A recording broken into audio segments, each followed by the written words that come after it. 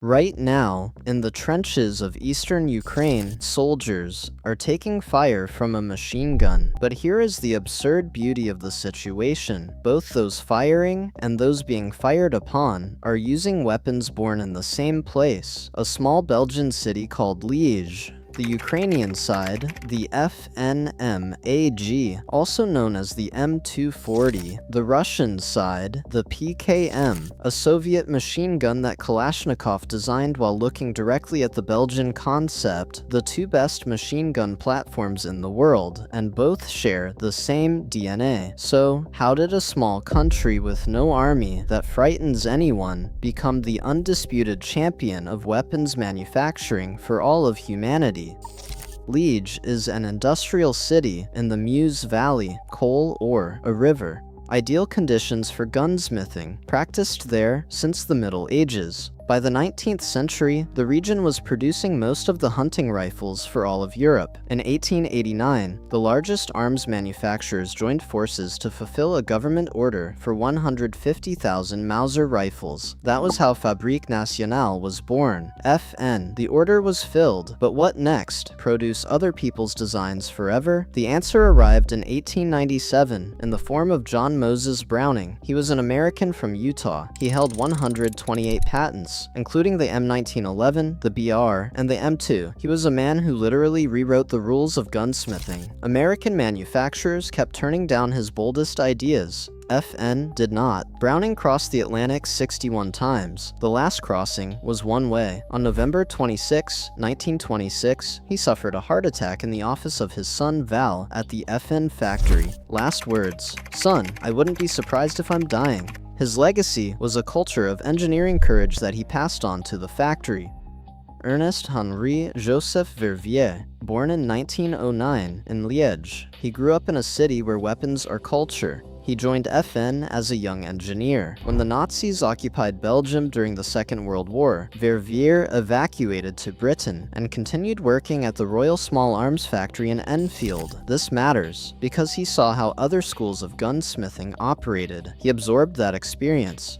After the war, he returned to Liege, and there he built a career that is difficult to underestimate. In 1954, he became chief designer at FN, succeeding the legendary Dieudonné Saïve, the man with whom he had co-developed the FNFAL, one of the finest rifles of the Cold War. The FNFAL, incidentally, earned the nickname the right arm of the free world, because nearly every NATO country adopted it. But the FNFAL was only a prelude. The most important thing Verviers did was the FN MAG, and here it is essential to understand what problem he was solving. The First World War demonstrated that a machine gun decides the outcome of a battle, but the machine gun of that era was a heavy, stationary beast, mounted on a carriage. It did not move with the infantry. If you were advancing, your machine gun stayed behind. The Second World War, particularly through the Germans with their MG34 and MG42, showed a different approach. The general-purpose machine gun, the same weapon, on a bipod for infantry, on a tripod for static defense, on a vehicle for mobile fire support. One weapon, three roles. After 1945, the concept of the general-purpose machine gun gained universal acceptance, but no one had yet realized it perfectly. Sweden was the first to approach FN with a somewhat unusual task. They needed a belt-fed machine gun based on their old Browning automatic rifle. Sweden's own attempts to create a belt-feed mechanism had failed. Their design sat beneath the bolt and jammed constantly, so they turned to FN, and here Verviers did something brilliant in its simplicity. He took the action of the BR, the proven Browning, and literally turned it upside down. For the belt feed mechanism, he turned to the MG42, the best gas mechanism, combined with the best feed mechanism. It is like taking a Ferrari engine and putting it in a Volvo body. You get something that drives like hell and never breaks down. Verviers completed it in 1953.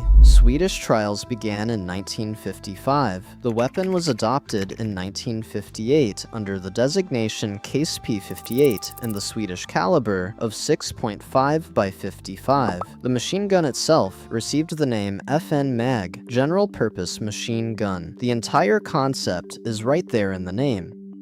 Technically, it is a gas-operated, open-bolt machine gun chambered in 7.62 by 51mm NATO.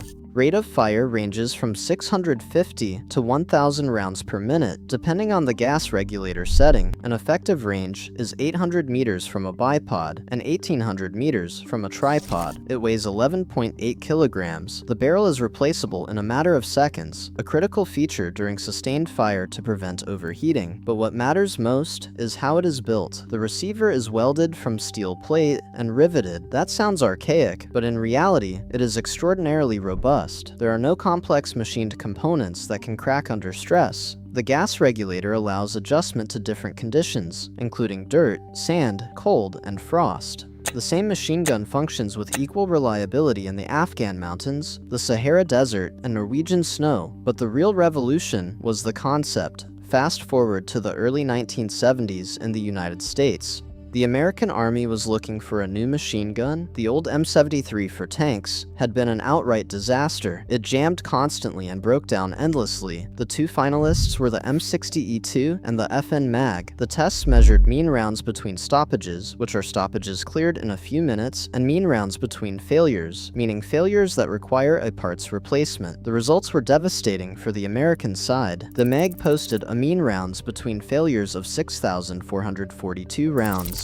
The M60E2 managed only 1,669. The Belgian weapon was nearly 4 times more reliable. The only competitor that even met the minimum threshold for selection was the Belgian gun. The American M219, which was being replaced, managed a miserable 1,090. In 1977, the US Army adopted the FN Mag as the M240, initially for tanks only. The Marine Corps then saw it was better suited for infantry use as well, and adapted the M240G variant. By 1995, the Army had also switched to the M240B for infantry, replacing the M60 that had been fighting since Vietnam. 20 years of bureaucratic delay, but the outcome was the same. The Belgians beat the Americans on an American tender. Today, the M240 is the standard machine gun of the US Army and Marine Corps. It has been seen in every major operation, from the Persian Gulf through Afghanistan and Iraq. It fires from Black Hawk helicopter doors. Those are the same door guns from the film Black Hawk Down. More than 90 countries have adopted the MAG or its variants. Over 250,000 units have been produced. Ernest Verviers retired in 1973, just in time to see the beginning of his weapon's triumph. While Britain and Argentina fight over the Falkland Islands, the FN Mag is working for both sides of the conflict. For the British, it is the L7A2. For the Argentinians, it is the same Belgian machine gun under different markings. But among all the episodes of that war, there is one story that best illustrates why the FN Mag became a legend. Argentine Army soldier Oscar Poltronieri, during the Battle of Mount Two Sisters, in the final hours of the fighting, when the order came to retreat, he did not go. He stayed behind alone with an FN Mag and single-handedly repelled the attack of the British Royal Marines, 45 Commando, twice. He received Argentina's highest combat decoration, and he was awarded it while still alive, which is almost without precedent. While Verviers was completing his work in Liège, Soviet designers were wrestling with the same problem. The Soviet Union had good machine guns from the Second World War, such as the Goryunov and the Degtyarev, but they were heavy, stationary, not mobile. The general-purpose concept was slow to take hold. The Soviet Army disliked discarding old equipment while it still functioned. The trigger was the MG-34 and the MG-42, experienced firsthand in the Second World War. In 1955, the GRAU, the Main Missile and Artillery Directorate, finally announced requirements for a new general-purpose machine gun chambered in a rifle cartridge. Two teams competed, Nikitin Sokolov and Kalashnikov. In the final trials, Kalashnikov's design proved more reliable and cheaper to manufacture. In 1961, the PK was adopted. It is worth examining how the PK is constructed. Kalashnikov was a genius of synthesis. He had no hesitation about taking the best from everywhere. the bolt carrier and rotating bolt from the AK, the belt feed mechanism from the Goryunov, the barrel change method also from the Goryunov, the gas piston principle for belt feeding borrowed from a Czechoslovak design, the trigger mechanism from the old Degtярev's. Frankenstein, yes, but a brilliant one. In 1969, the PK was upgraded to the PKM. More than a kilogram of weight was shed. Production was simplified. The stock was made folding. The result was a killing machine weighing 9 kilograms, firing the old 7.62 by 54R cartridge, the same one used by the Mosin rifle of 1891. The difference between the MAG and the PKM is almost a philosophical debate. The MAG is more reliable, more accurate, cools better. The PKM is lighter, simpler, cheaper, and repairable in the field, with almost no tools. The MAG is the weapon of wealthy NATO armies. The PKM is the weapon of the rest of the world.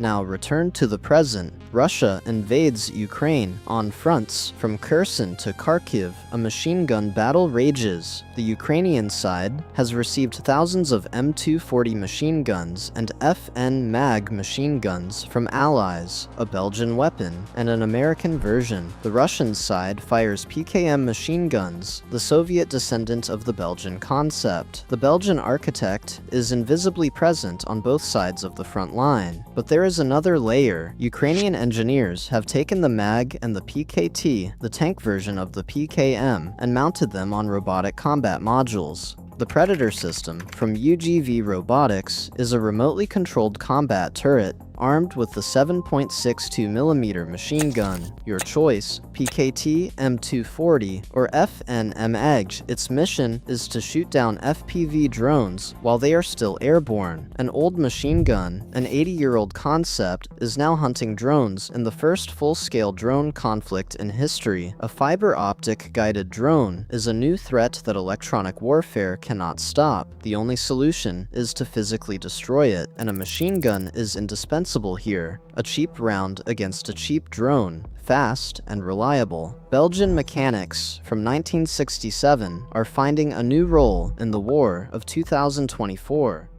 And literally 3 weeks ago, in May 2026, FN Herstal announced a new version, the FN MAG Tactical with long rail. It is a conversion kit with 11 inches of monolithic Picatinny rail on top, a new ergonomic stock, and a bidirectional handguard. All are designed so the shooter can mount thermal sights, night vision, or any optic in a single line of sight. It is compatible with all versions currently in service, the M240, the L7A2, and the original MAG, meaning armies can modernize the weapon without replacing the weapon, a design from 1953. Still evolving in 2026, the FN MAG is a weapon that is everywhere, but rarely at the center of attention. The most famous cinematic moment is the Black Hawk helicopter door in Ridley Scott's 2001 film, Black Hawk Down. The guns firing there are M240s, the American version of the MAG. There it is, a Belgian weapon in a Hollywood film about American soldiers in Somalia. The M240 appears in several Call of Duty titles and in Battlefield 2, but each time it is a background instrument. The MAG is sound, it is a stream of rounds, it is fire support.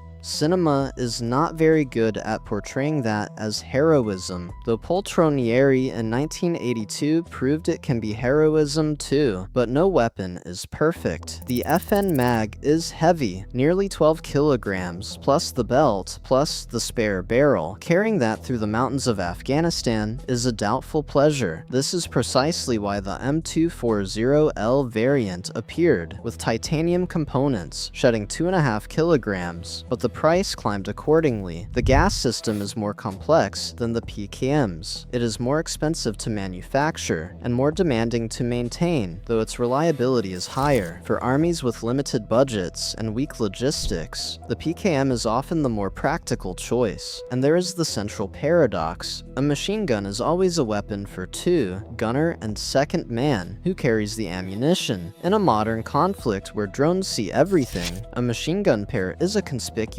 target. Tactics have shifted accordingly. Short bursts, immediate position change, maximum concealment, but the underlying mechanics remain unchanged.